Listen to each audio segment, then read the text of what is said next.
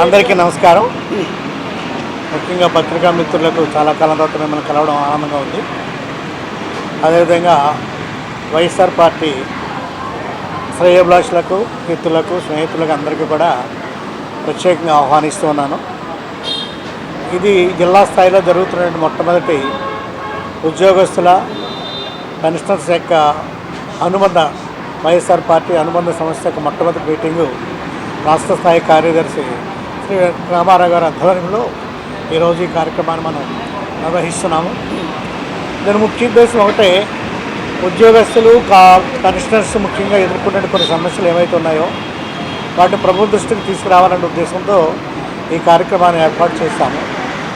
ప్రభుత్వము రాకపూర్వం చేసినటువంటి ప్రామిసెస్ ఏమైతే ఉన్నాయో అందులో మాకు సంబంధించినటువంటి చాలా ఉన్నాయి కాబట్టి వాటన్నింటినీ కూడా అమలు చేయమని ముఖ్యంగా ప్రభుత్వాన్ని కోరాలనేటువంటి సంకల్పంతో, సదుద్దేశంతో ఈ కార్యక్రమాన్ని ఏర్పాటు చేయడం జరిగింది.